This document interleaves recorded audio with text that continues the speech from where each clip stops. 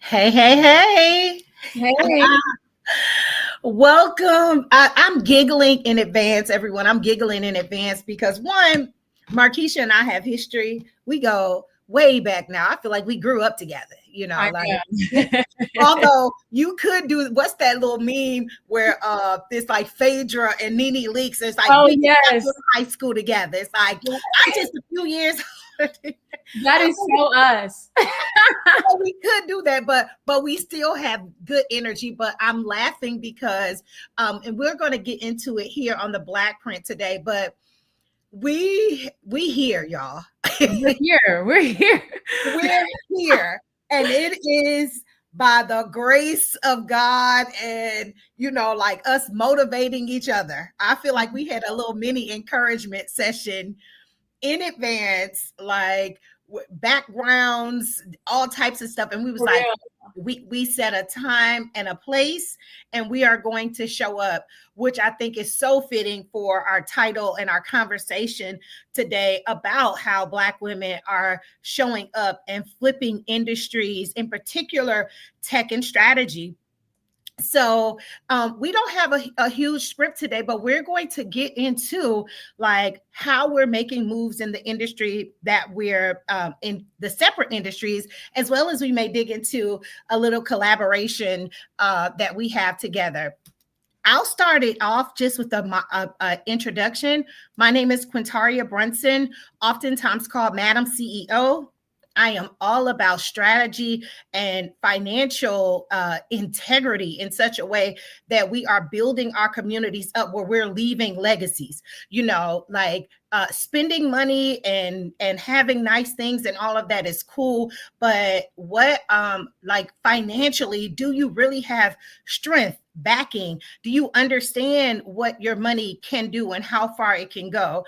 I am working on a personal 100-year legacy plan so that my children's children's children can have something, as well as for myself to enjoy it along the way.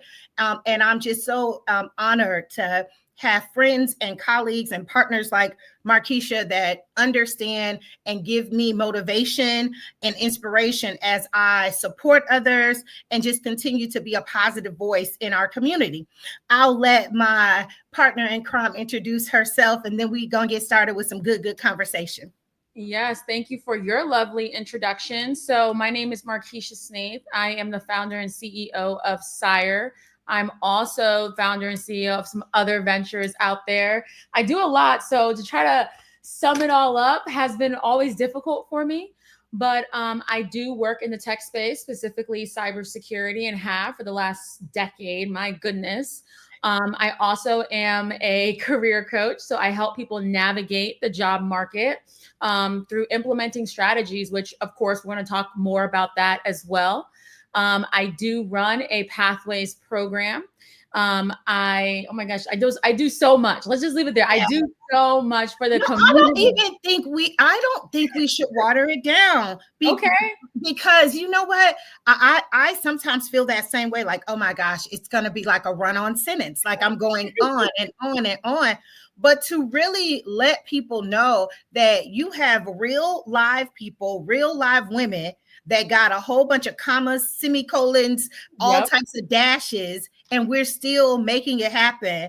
Honey, toot your horn. Share Okay. what Well, you do. I'll continue again. I know that y'all see CEO of Sire on the screen, but I am a licensed life insurance agent. I also do work within the financial space, not along the lines of what Quintaria does, but I more so focus on how we can take our tech people and have them multiply that income that they're making, but also have longevity with that, right? As Quintaria mentioned, a lot of us, spend money on nice things, but it's all about how you invest that money. And I talk about investments a lot of the time. I'm an angel investor myself, accredited investor as well. So I do invest in a few different industries, one of them being tech. What else do I do? Oh my goodness. I think that's about it. I think I summed it up right then. Right Yeah. there. Yeah. Bring it That's on about home. it. Like I said, so we do a lot today. We're going to focus on a conversation around how we are leveraging all of the things we do, tech, strategy, the strategy behind that. For those of you all who are wondering, like the BlackPrint, my firm, my strategy firm is the Brunson approach, but we developed after coaching and supporting many business owners, in particular minority business owners. We saw key things that were just keeping them from excelling beyond 300,000, and most of that was the lack of ability to scale and scale properly, lack of basic systems and things of that nature. So we created the BlackPrint, and we have been in 2025 really intentional about taking business owners beyond 300,000 and letting them know that, like, if you kind of burn out at that point with what you can do alone, if you want to earn more than that. Not everyone wants to, but I think we're really breaking the facade that you can be a millionaire and just winging it solo dolo. So with all the titles that even Markeisha mentioned, she has a team. Lord knows I have a team. I will keep it very real. You've had a team for a while now. So I mean, of course, I know we'll talk a little bit about that, but building a team, I don't think a lot of people mention what it takes to build a team. Oh, yes. Oh, and today I had a great call with an entrepreneur who is starting to build her team. And I had to give her some real feedback on, like, we need a team, right? You need a team to scale. I think that every huge vision, every vision that's given to you by God is intended to bless the masses. It's intended to bless many. So if you're blessing many, usually that requires more than just your brain and your two hands or whatever. But the feedback that I gave this budding entrepreneur is, wait until you have work and expectations and SOPs in place.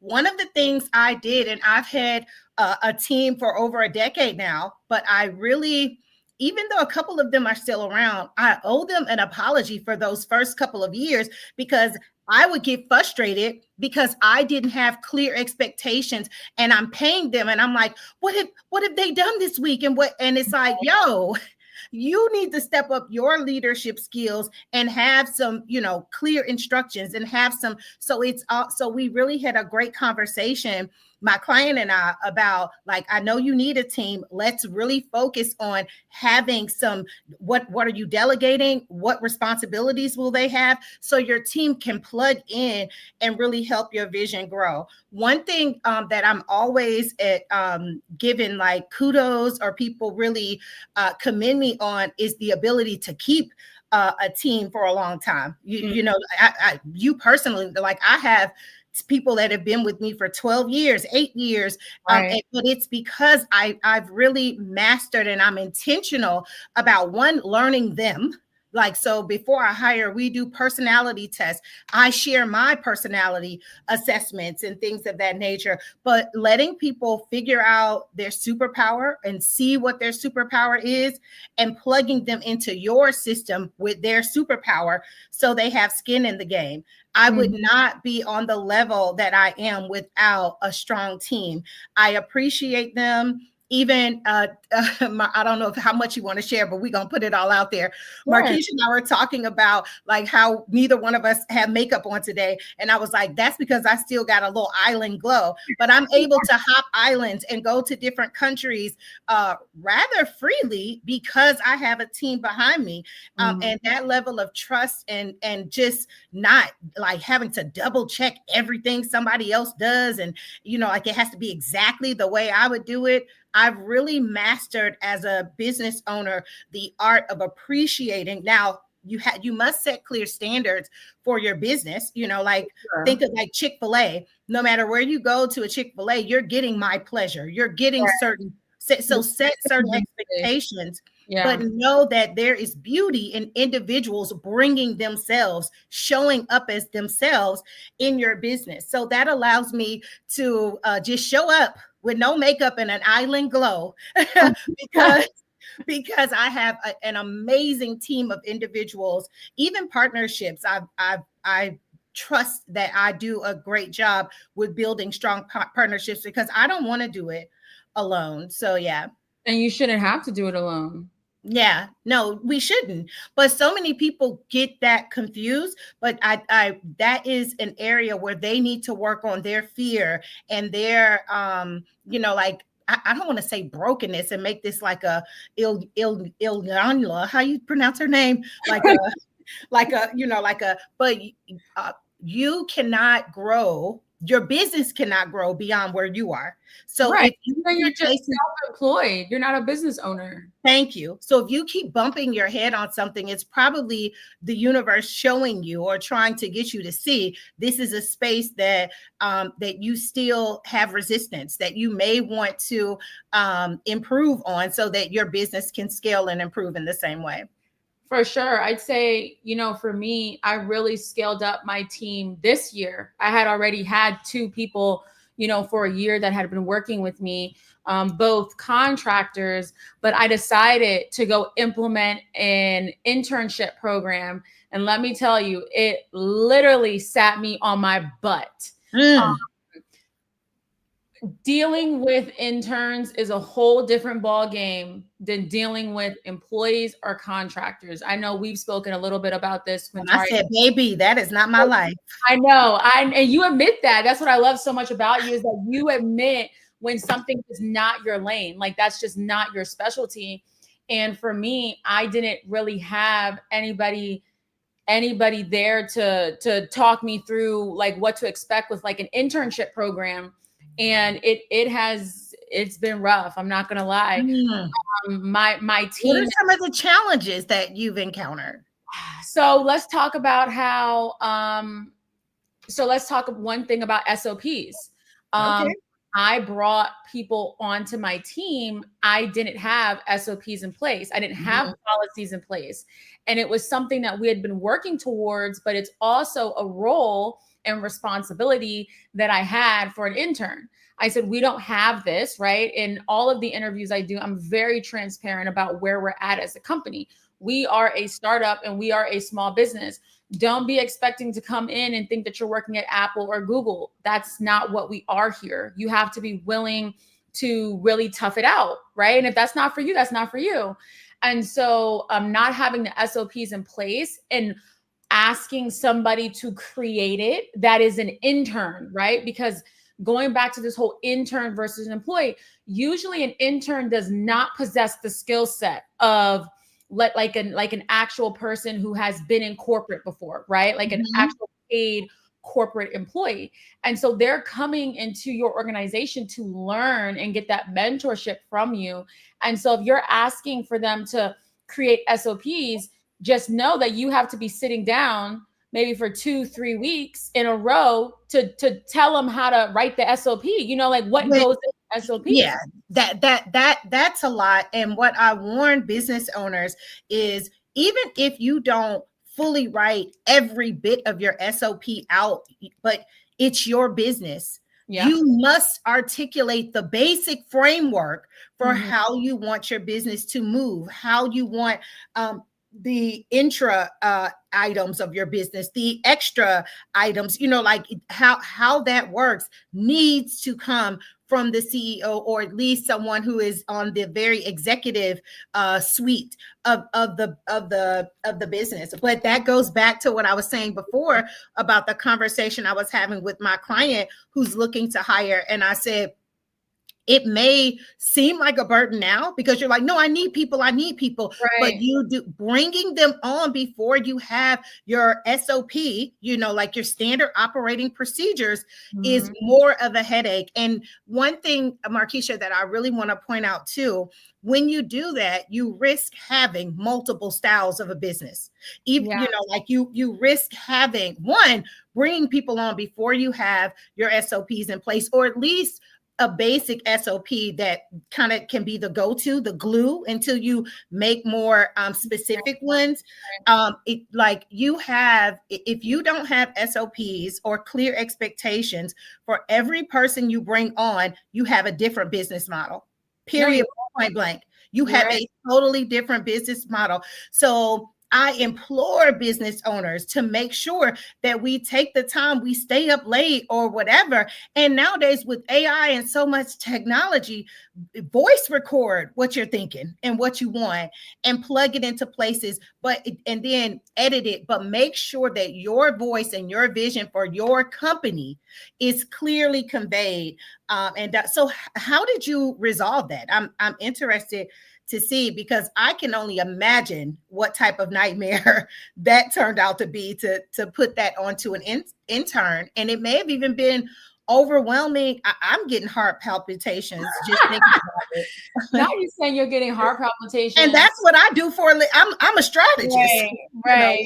So for me, in my head, I'm like, this is who I am. I can execute. I can utilize AI to do a lot of my work. You can't have those same expectations from other people. They're not there. Not everybody is there yet. And so for me, I spent a lot of my nights still writing SOPs and saying, hey, here's the framework. I now need you to elaborate on this, flesh it out in consulting terms, right?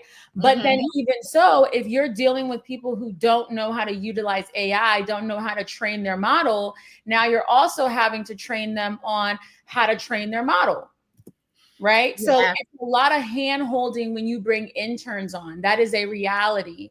And that is something that I want people to know. Like it's great when you can have interns come into your business and be able to help you. But now it's almost like you have all these people playing in a playground and you're never building up your playground in a sense. That's how I'm noticing things are going. In addition to that, I have brought some very, very great people on. But if I were to recommend in terms of how you scale up your team, is to really start with that individual who you like desperately need in that position, right? So for example, if you don't need graphic designers, that shouldn't be the first thing you're looking for. Come on now. If you need somebody who's in business operations, then that's the first thing you should be looking for. Have them in place for 3-6 months, and then you can move on to hiring somebody else that's, somebody else new. So it's the same thing that you said, Quintara. You really have to work your way up, and you have to realize you don't need to hire mass amount of people at once. And that's something that I did. I wasn't aware. I was just like, oh, well, I need all these positions filled. Let me go and hire. Yeah. Let's stay in the vein of hiring and building a team. No shade, but and I'm telling my own story. So like bringing on more people before you're ready, they will huddle, honey, and conspire and tell all of your weaknesses. Yes. All of your weaknesses. So it is better to get you a VA or two, and y'all hunker down and y'all build this, this camaraderie and community. And like I said, you learn how to leverage their skill sets, how to amplify them, how to empower them, build your leadership up with a couple, because what you don't want is anarchy, baby, and you will have it. No, for real. Trust my strategic lips when I tell you. That is you will have anarchy, baby. You will have a whole mutiny if you bring on more people and you have clear and like you mentioned before, you may not be a multi-million-dollar company with, like at Amazon with robotic systems and all of that, but we know when we have major gaps that, and at that time, when you have major gaps and you're truly building your systems, newsflash, if you don't have all of your SOPs together, hunker down with a couple of people. I would honestly say no more than two. Yeah. One if you can, but no more than two. And you keep them very close to you. You build a relationship. You learn their personalities, allow them to learn yours, become a better and more fitting leader, and then branch out. Otherwise, you will lose your company just to gossip, baby. Right. No, people don't have your best interests. Another thing too is, like you're saying, building and fostering those relationships with those few people. For the people that I had for over a year, I was able to do that to the point where I know they'll stay with me, right? But when you're bringing on 6, 7, 8 people at one time, you're not really allowing yourself to be able to build those types of relationships. And that's important in the very, very beginning. also finding people that have that understand your mission and your vision, because not everybody is going to respect your business. And it's not, when I say that, I'm not expecting people to be married to the company the way you are, but people need to understand, again, what is the mission of a startup? How, what does it take to be a Mm-hmm. part of a startup? Like, people don't understand that, they're not going to respect it. Yeah. You have to find those who will respect that, because you're right. You don't want people gossiping about you and things like of that sort, and people will. Yeah. And in all honesty, they're just looking for solutions and you don't have them. So they turn to it. So I'm not saying that like in a bad way. I'm saying that to say, as leaders, as the CEO, now y'all know my saying, baby, you got to CEO that thing. You have to CEO that thing and step it up and have real work and real places that people see that they can plug in and they can grow. One of the things that I'll say that I hear from my team and I hear from people who are connected to the Brunson approach and the BlackPrint is my ability to really leverage my team's superpower. And I let them, like if you have shown your worth and you have proven that you are dynamic at this, run it. You lead that aspect of it. Like Markeisha said earlier, I know my anointing. Like I know my lane. And that does not mean that I refuse to do anything outside of that. But let me find somebody that is like, you can make all the marketing. That's what you do. Right. That's what you driving. Thank you. You get excited about that? Oh, honey, like come over here. I've got some people to introduce you to.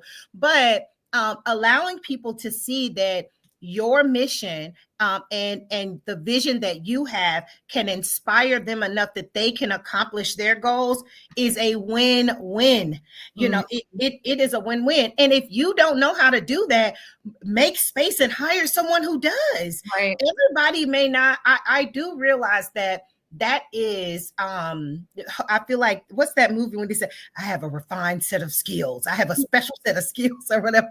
Like, I realize that may be a special set of skills, but going back to our conversation about building a team, you had better have a bomb operations manager, a bomb person that can edify and build people. And if it is not you, that's okay. But you better find someone. I think the real misstep is when we believe because we have the vision to start a tech company, that means we're great with people. It does not mean that, And just because you're great with people, it doesn't always mean you're the CEO. Maybe I'm the operations person and I need to bring in a CFO or a CEO. But finding where we win in our businesses takes us from having to play small, from being stuck at, like I said, those $300,000 caps and things of that nature, to where we really scale and you have people that will stick with you. I have people on my team. I said it on another podcast I was on a couple weeks back. I have a team member. One time we had a meeting. I know she was emailing me at 4 a.m. I'm asleep.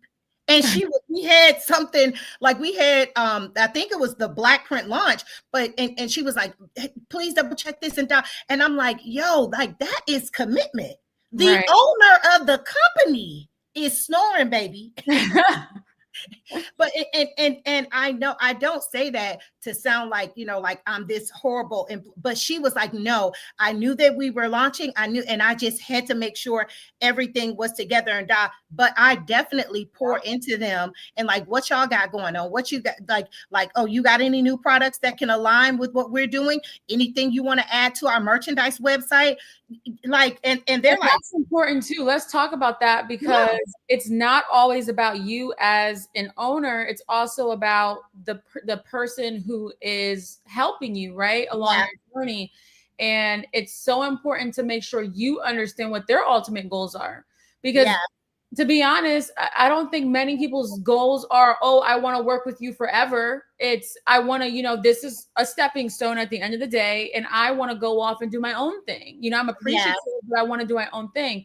Understanding that from the very beginning, so you can make sure that things that you are doing or things that they're doing for your company is also helping them get closer to their overall career goal, I think that's important. It definitely is. And you don't come off as this prick or that think they know it all, that like because it does unnecessarily have people want to undermine you and not work with you. People want to be on a winning team. They want to feel valued. The psychology of humans is so important. So important. Yeah. And while we're on the psychology of humans, we both were mentioning about being on the struggle bus recently. Struggle bus. Yeah. I mean, even last week going into this week, very difficult for me. I'm just like, how am I managing? I went to render last week. So I was out in Atlanta. Yes, because we were community partners again this year. And so congratulations. Thank you. Having to pull all that together, not necessarily having my team be able to travel with me, right? Fortunately, I was able to have Bernardo travel with me, but still it's like, if you like, it would be so nice if you could have a full team of 5 people traveling with you out there doing the marketing for you, things like that. But you're over there doing the marketing, the passing out, the talking, the CEO, the learning.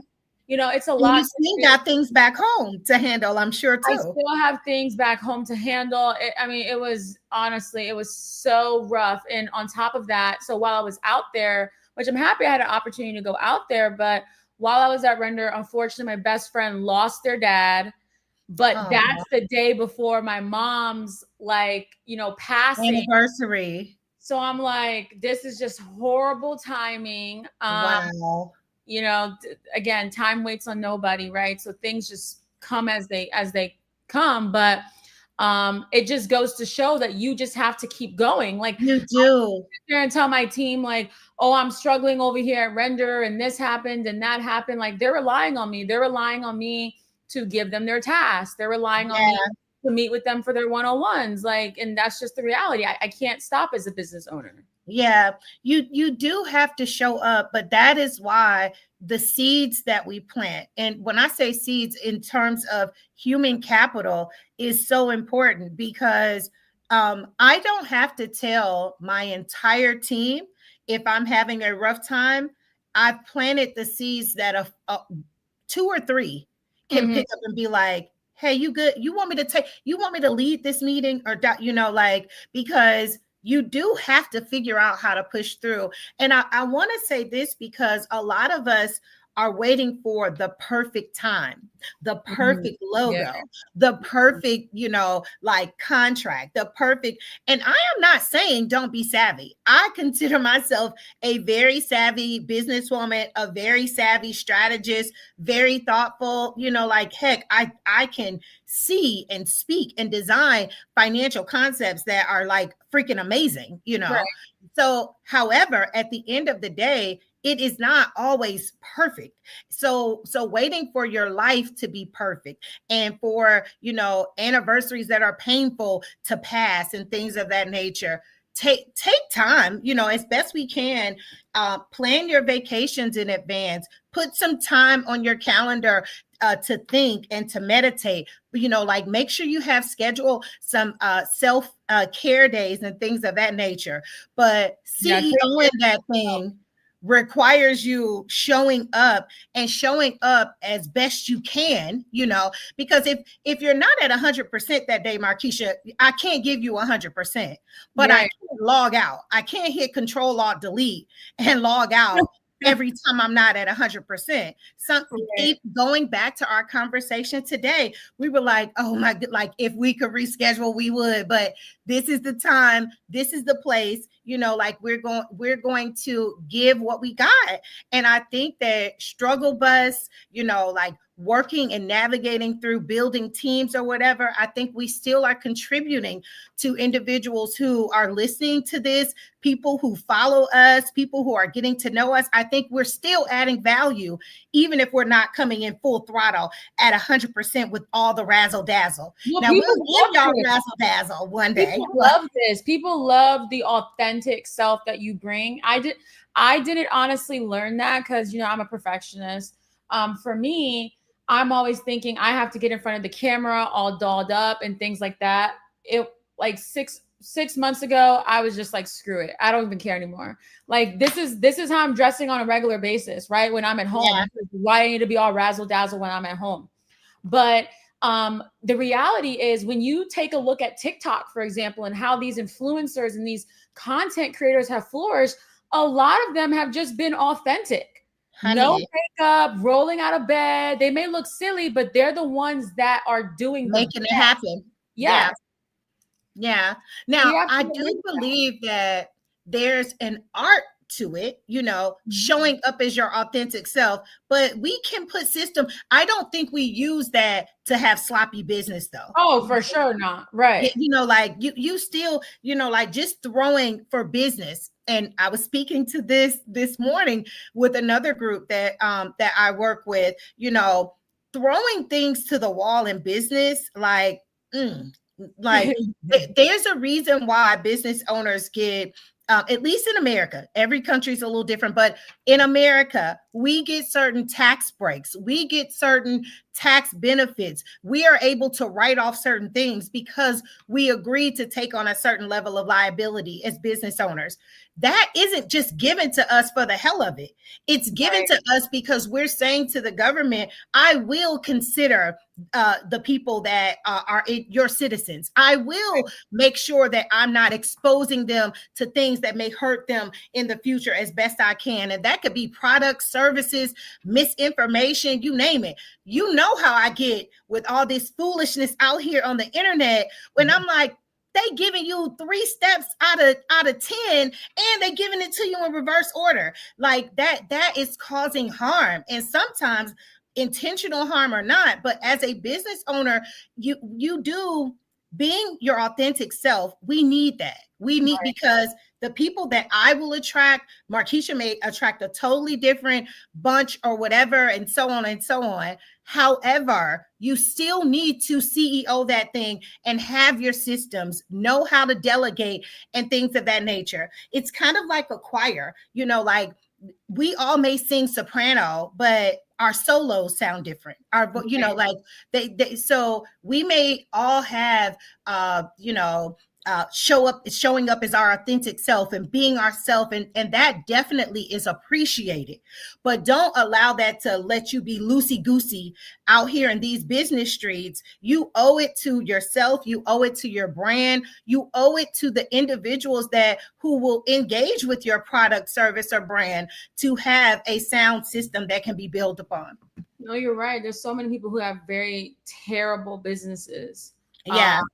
Bad customers. Exactly. Our community, and I think it's unfair to some degree, but even for myself, and you can speak for yourself, I have experienced some situations and with business owners in our community that it's like, yo, like, come on now. Right. I paid $300 and you know, like sent this, you know, like with no wrapping paper and like, come on, you know, like, you know, I don't even subject myself to that anymore. Like, you know, how do you avoid it? Like, I just avoid those businesses. Well, they be getting me because I be trying to power to the people. Like, yeah, I already know. See, you gotta have you have to know. You have a level of discernment though. Yeah, you have to know, like, I'm about to walk away quick because I'm not about to put up with the BS. Yeah, Markeisha, I think her tolerance is a lot less than mine. Me, I'm like, can you try this again? She's like, no. Like, yeah. No, run me my refund. Oh wow. Oh well, I'm owed some money then. Amen. Yeah. Right. I'm owed some money. Well, even with the struggles that you had this week, what were some wins that you had, you know, like in spite of having a challenging past few days? Sure. I'd say, well, a good thing is I have a new chief of staff, so I'm excited about that. Yes. So friend, and I'm fine. I'm glad to find. I'm like, but congratulations. What? Yes, yes. A new chief of staff, which, you know, you had mentioned, Quintara, you're like, not everybody can people manage, basically. I don't have time to manage people. I don't have time to hold people's hands. I don't have time for people to figure it out. Like, I rather somebody else handle that while I handle everything else in the business. And that's just the Yeah. reality. Because when you're trying to manage people, hold hands, give them the task, walk them through how to do this, walk them through how to do that, it takes away from you actually getting to the money, right? Yeah. Bringing the revenue in. And so I said to myself, I just can't do this anymore. I have to bring somebody in who has those people building skills, because that's just not me. You will notice the difference. You will notice, you will note in a positive way. You'll Mm-hmm. notice the difference because as entrepreneurs and CEOs of businesses, I help a lot and serve on a lot of boards and things of that nature. The more I'm able to lean into my superpower, the better I can show up and really do what I have to do. So congratulations on getting that component in your business. I think that will be a great asset for you because quite frankly, not all of us are meant to kiss babies and shake hands. That's just, yeah. Like that's not, yeah. Even for myself, I am I take a lot of personality assessments. I share them with my team. Which And is things smart, by the way. I do want to pause there to say, I don't know how many people do that in the very beginning. I see corporate I do it off top. do it later on randomly for team building, but that is smart to do it from the very, very beginning. Off top, and not to exclude, but to properly include people into what I have going on, and I share mine.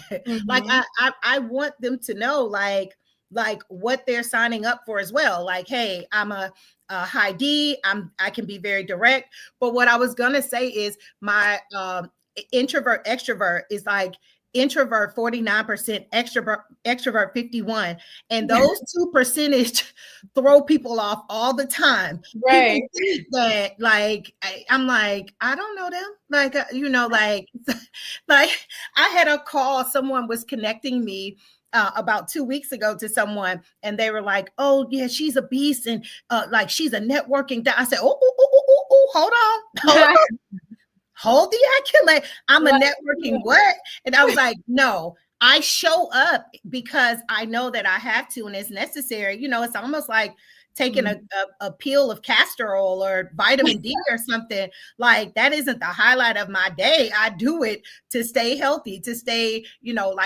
relevant as a business person. But that 49% introvert would look, I am okay with chilling with a nice book, putting up, in the background together and things of that nature. So I'm glad you had that win. I'll say a win for me this week was I went on first and foremost, I have been to 5 countries and have 2 more booked in the last 60 days. Yeah, I was like, weren't you somewhere else recently? Yeah. Hold on. Some people be DMing me like, "Are you in the same?" I was like, "No, I'm somewhere else."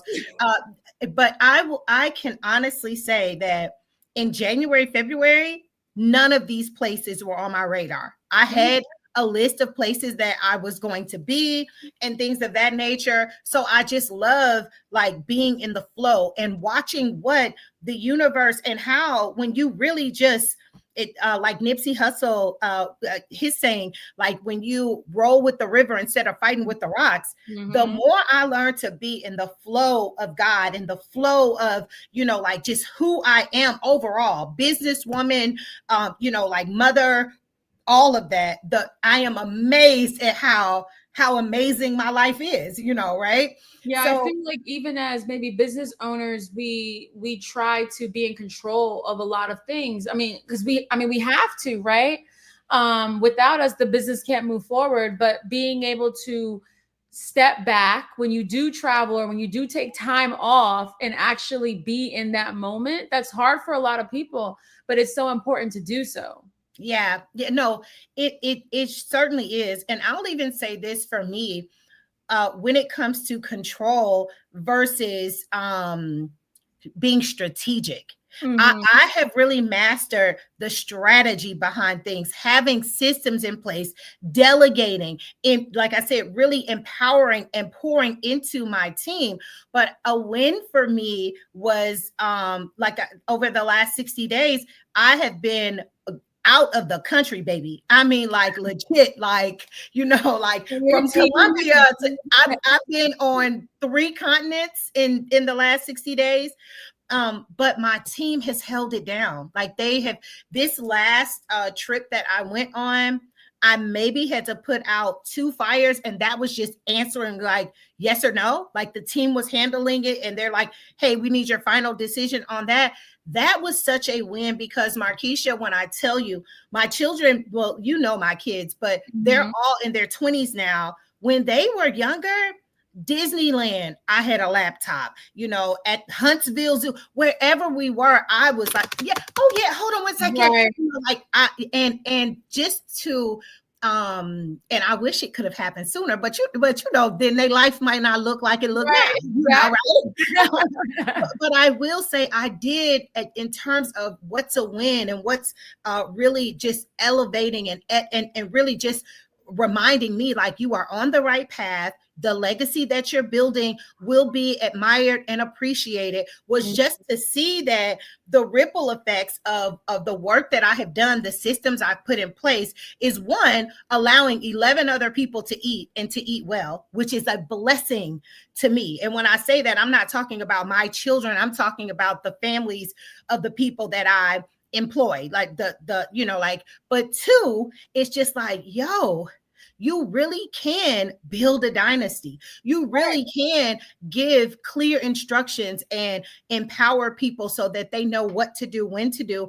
And if I need to step in, I can, and I can jump back on my cave tubing expedition, like shortly after. Whereas a few years ago, I would even say 2-3 years ago, that was not my life. So that was a win for me to realize that on this most recent trip, that like, yo, my staff got it on lock. That's a blessing. That's a blessing. That's a huge blessing. And I'm in this entrepreneurship group, and we had this one discussion about, when do you get to the point where you can actually call yourself a true CEO or a business owner and things like that. And the conversation was around, well, I don't think that you have to hire a team to be able to call yourself a business owner. And it was interesting that was said, but it's also, and this is a group full of, Black entrepreneurs. And so it really has you starting to think, how are we thinking, right? About entrepreneurship and business ownership? Because if you're looking in the Jewish communities and the white communities and the Asian communities, they're not thinking like that. Thank you. They are coming together. And those are certain words. I know that there is fear, there's hyper independence there. And in our community, both African American male and female, like we have hyper independence. I can do it myself, all of those things. And it shows up in our business. And would I be successful alone? I'm sure I would. I have a level of discipline and charisma and tenacity. But again, I think that the vision that God gives us, the visions that you have, the things that you're working on, I don't think that he gives us these big ideas just for me to like, it's for me, like you can get here, but your team could take you here. That's the thing. Like how far do you want to get? Yeah. And one thing that I often point out, not to shame entrepreneurs, or there's a difference between an entrepreneur and a business owner. Yes. You can be a business owner. Many people say that they're entrepreneurs, but you're just a rebel that doesn't want a boss. So essentially, literally, they just don't want to work for anyone else, answer anyone else. The heart of an entrepreneur when they're talking about systems, economic changes, when they're talking about bringing products, services, and talents that will change communities, that will change lives of others, when it's bigger than them, because successful business solves problems. So when people are just like, I'm making money, this is for me, and they don't have to use those terms, you can see in how they move, and just like you said, some of the words that they say. And I don't fault people for that, because there are levels of ignorance that I've been delivered from, and I'm thankful for it. But that certain language clearly lets you know, like who to partner with, who's ready for partnership, who is like, we may be in this for two separate things, but real entrepreneurship, real CEO, like they're talking game changing, change the world. They're talking about things that are going to have you know, like an explosion of benefits for people outside of themselves. And I can appreciate both, but I know what side of the coin I'm on. I definitely am building systems and supporting ecosystems that build for the greater good and not just for me and my family. Right. No, I think that's a good call out there. And you really have to know, you have to have that gift of discernment, I'd say, especially when I think we talked about this last time, but you can't work with everybody. Yeah. There will definitely be people who try to approach you. They love your ideas. They love what you're doing. But then you start working with them and you're thinking, oh, like this is not a good business partner. Yeah. You have to also know when to walk away, because I mean, there's so many ideas out there and you can execute on so many different things. But if you're just not aligning with that person, be okay with walking away before you get into a contract and you can't get out the contract. Now you're going through all this, you know, legal nonsense. Yeah. And a lot of it too is how you're supposed to work with someone. I always say you can eat cereal with a fork, but it's more effective with a spoon. Yeah. So sometimes it isn't that you can't work with this person. You all just shouldn't be working in that capacity together. There are some things that you and I partner on and it works, and but we're not partners on 100% of the things that we do and all of that nature. So I think that has relevance as well too, but that goes back to understanding yourself, having confidence within yourself, dealing with and understanding your triggers, when you need to say, you know what, because we've said it a couple of times on this call, and I'm very transparent.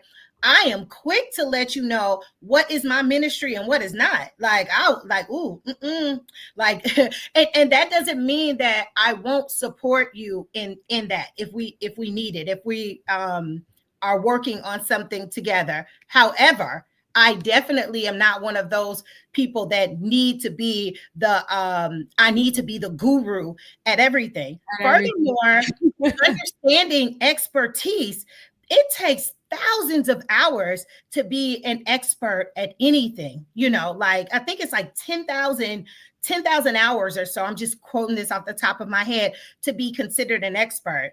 I'm not the expert at everything. I'm the expert. I have 3 things that I am the expert in. Other things I'm good at. And one of my favorite books is Good is the Enemy of Great. Like, a lot of people are good at things and positioning themselves.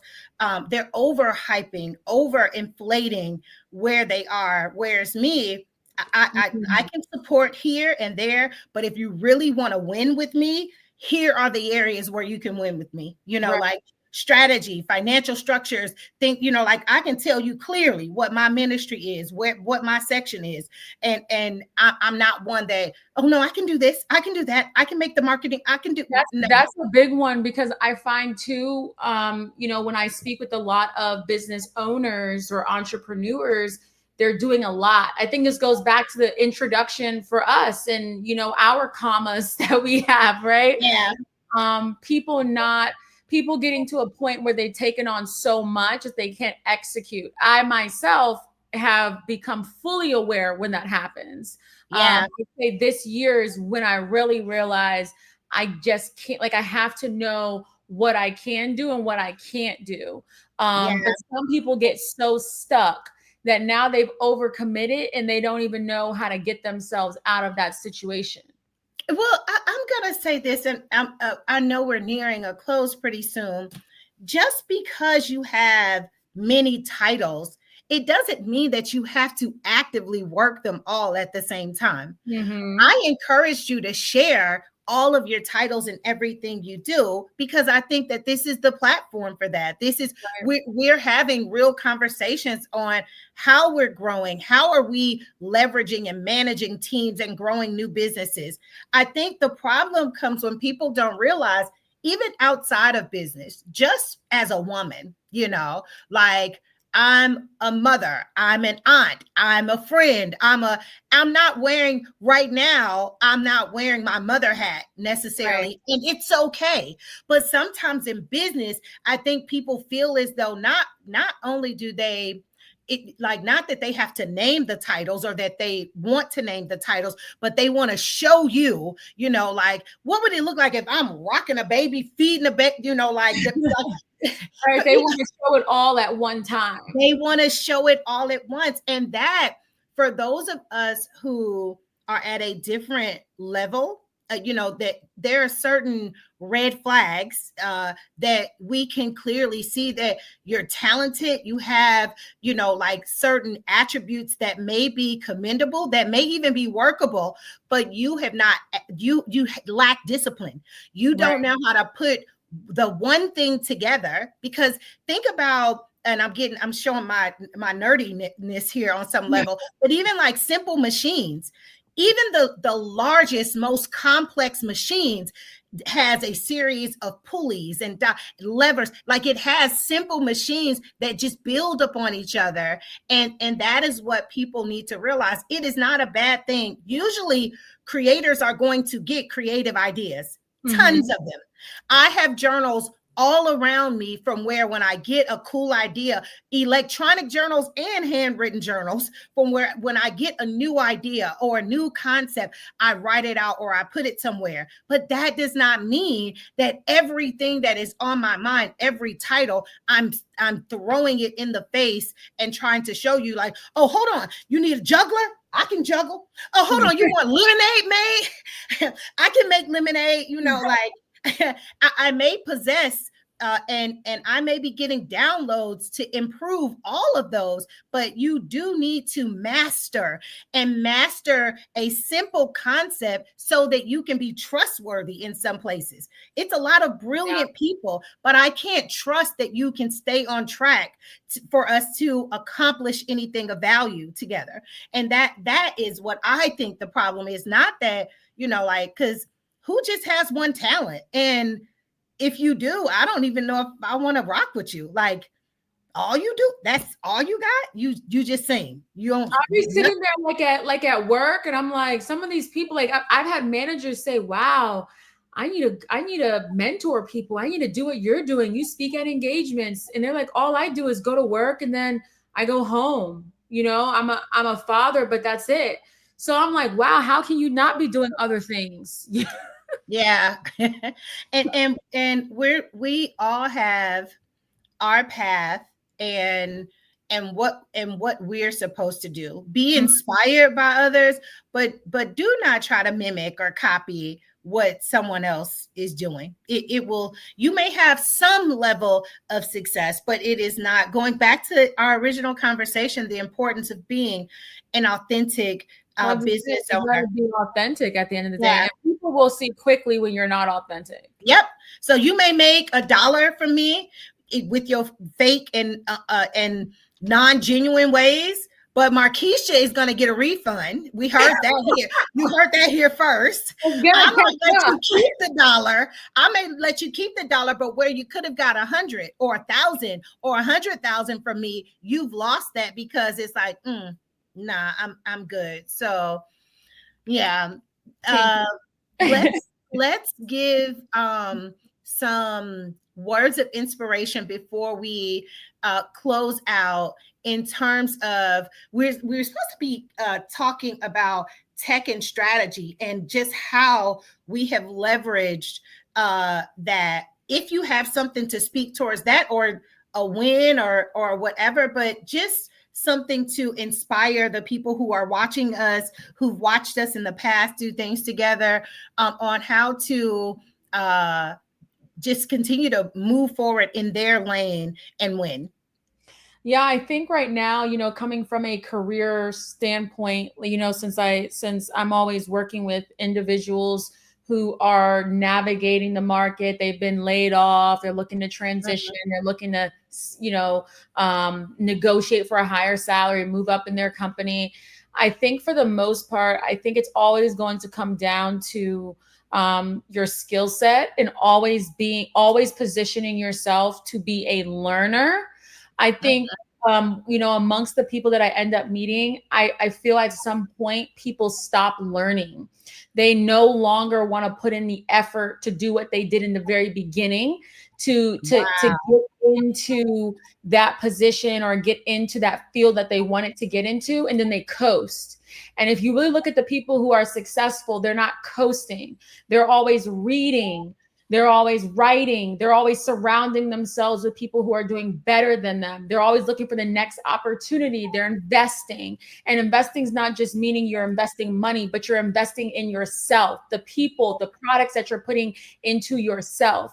It's always going to show at the end of the day. So for me, I think it's so important that you always need to be a student, and you need to be willing to learn, and you need to be willing to, find that niche and hone in on that. Especially when we talk about tech at this point, AI is the most popular thing. I remember when it was the pandemic, I want to say 2018, 2019, 2020, the biggest thing was around cloud. And we saw that companies were just mass hiring. They didn't care if you truly knew cloud. If you had your Azure cert, if you had your AWS cert or your GCP cert, you knew cloud, because they were so desperate to get people who knew an ounce of cloud. Now it's the same with AI. They're desperate to get people who understand AI. But I think what's really going to set people apart in the long run is finding that niche within AI and sticking to it, whether that's developing, an AI tool, or whether that's, enhancing or training, learning language models, things like that. You have to find your niche and you have to stick to it, and become better at your craft. How are you standing out amongst all of these people? I think a lot of people don't know themselves, and they don't know their personal branding. They don't work on that. So you can't stand out when you don't know yourself. You can't stand out when Well, you you're don't. afraid to. That, think about even high school, the people who were uncertain of themselves, or even if they dressed nice or not, they looked like everyone.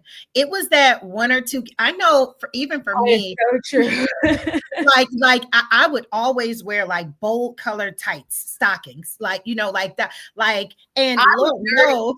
So I wasn't trying to impress anybody. but I say that to say, of course, 16-year-old Quintaria is definitely not the same Quintaria in her 40s, but we do, I haven't lost her, but I've always had that spirit of I'm gonna do me, and some people be like, girl, what you got them big old polka dot, and I'm like, please, you like it, otherwise you wouldn't have said anything about it.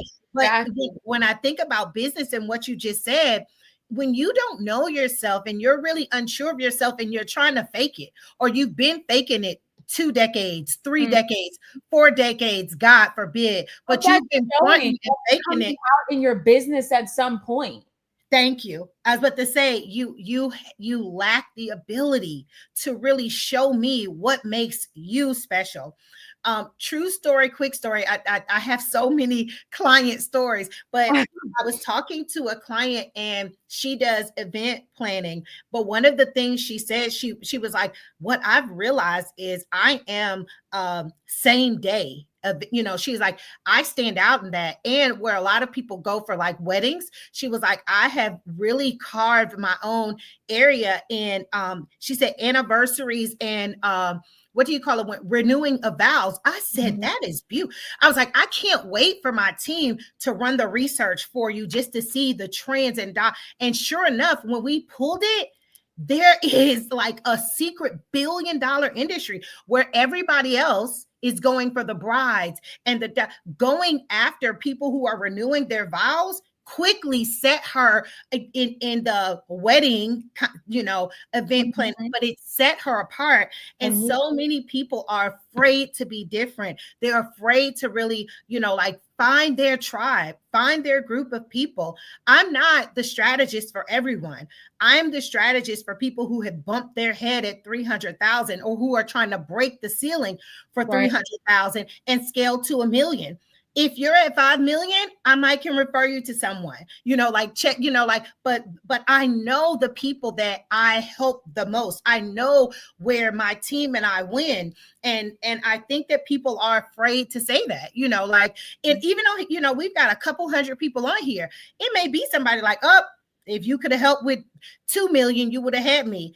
I'm just not your person. And that's okay. They don't do the research either. People are not researching who's doing what in their industry. People are just coming in like, oh, I have a great idea. And your idea may be great, but it may be what 50 million other people are doing. Yeah. Maybe you need to take a step back and figure out what your niche is so you can attract more clients that way, or better clients. And I think too, that's another thing too. When I did my rebranding from You Deserve IT Consulting to Sire, I knew that was going to change my audience. My audience used to specifically be people who are looking to get into tech. And that was great when I was 100% just myself. But as I've grown and I've been able to acquire a certain skill set and I've learned myself and my branding, that's not all my focus is on. Yeah. I am an advisor. I can really advise people who are mid-level, who are executive level, right? And so I'm going to hone in on that. Yeah. And if I'm not for you, that is perfectly fine. I can send you down the road to somebody else who is for you. Yeah. I'm not going to sit there and try to take your business when I know that it's just not a right fit. And that's when we've reached, and I guess I'll have this as my closing statement.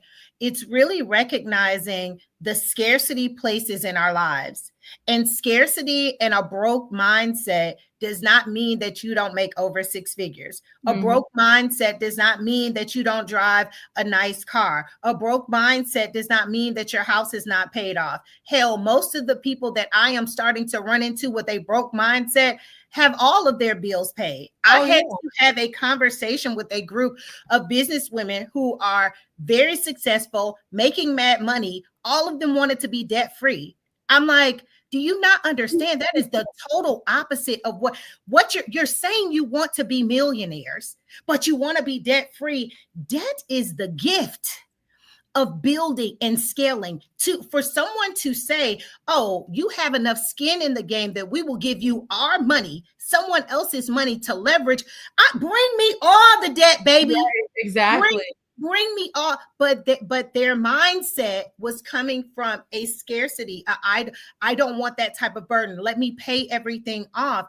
But I say that to say we really need to make sure that the habits, the systems that we are operating in now are relevant to where you say you want to be.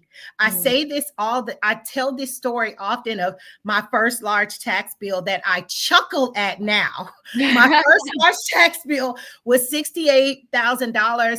I could not believe it. I talked to my mom, who was a teacher my whole life. Baby, I ain't never even made $68,000. Right.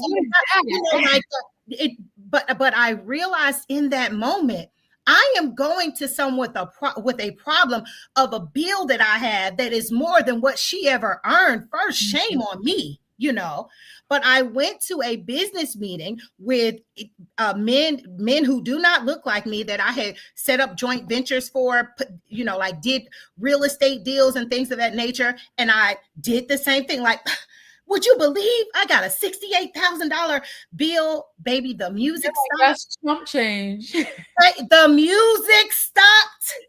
First and foremost, the one thing I was amazed at is they were able to calculate how much I made based on that. I was like, yo, I was amazed by that at that point in time. But two, I learned you got to pay to play, baby. You're saying I am, and I see that, and I say that on this call. We have people proclaiming, "This is my millionaire year. This is my," but you don't even have your tax structure correctly. You don't even know about private banking. You don't even know you're supposed to be going to the 5th or the 7th or the 17th floor once you get a check that's over a certain amount. But you praying for your millions to come in.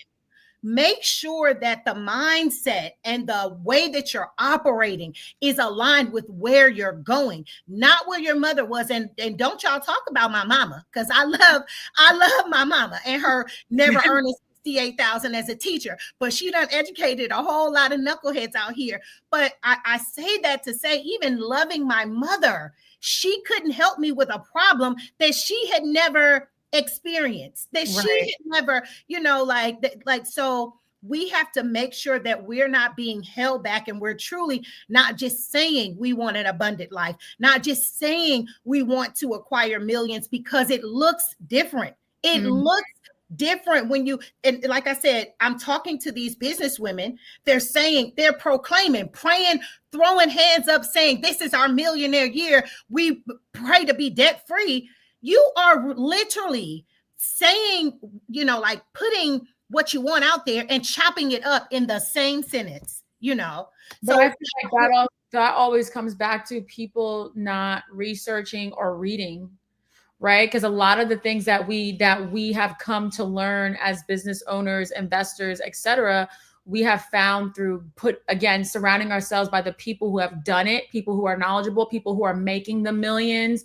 But those people have gotten coaching from the top tier people, and they've also opened up a book to learn about those tax strategies. And even beyond that, because I love a good tax. Maybe that's the next thing we talk about, baby, because tax strategy has changed the game for me, and so many people are misusing it. And then you blame the tax code that's available to us all, and it's like, it is not, it is not their fault. You're not leveraging it, right? But it's there for you, but you don't want to sit down and take the time to go learn it, but you rather go on a trip for a week.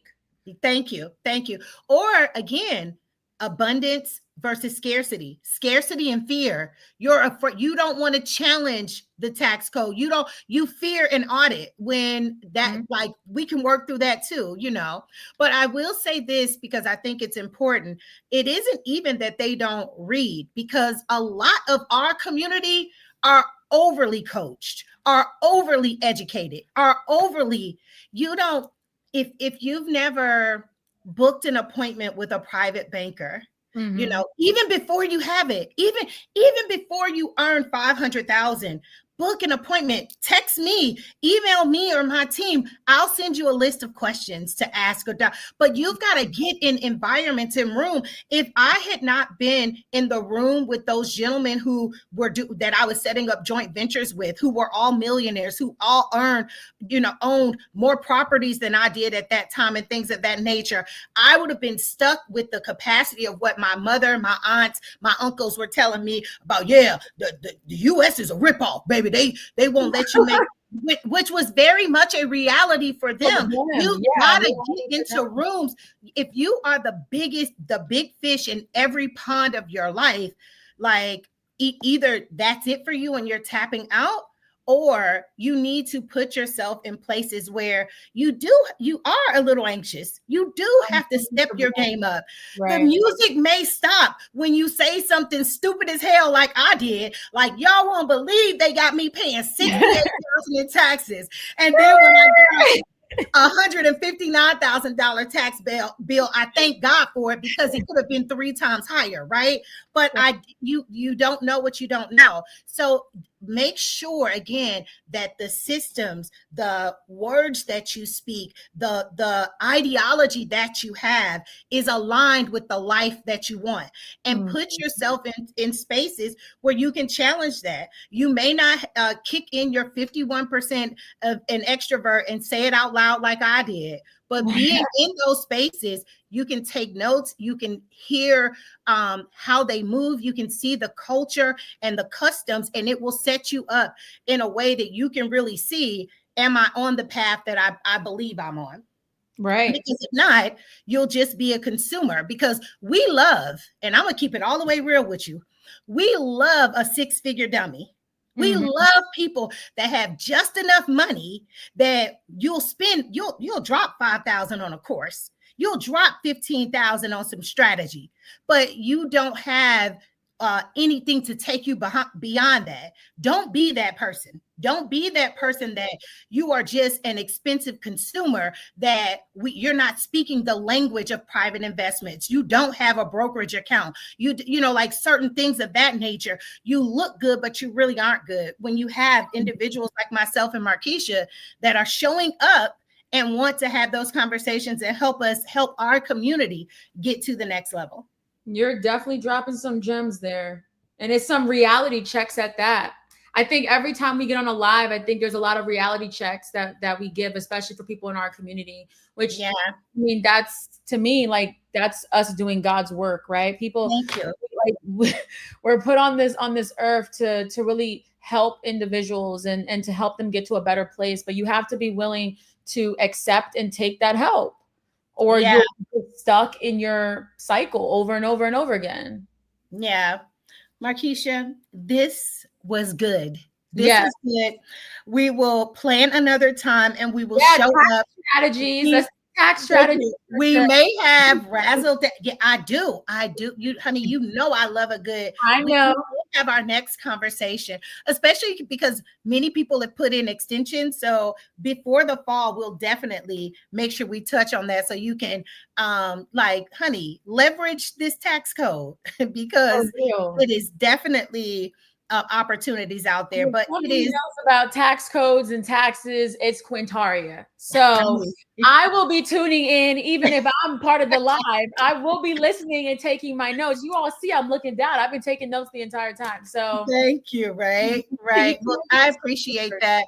I love you so much, Markeisha. Thank you to everyone who was with us live. And for those of you all who will see this recording later, our contact information will be attached, and we're on all places and spaces and all that good stuff. My team isn't on, so I'm not the greatest with the admin. I told you, not my ministry. Strategy, tax code, you know, like financial structures, my ministry. Admin, not my ministry.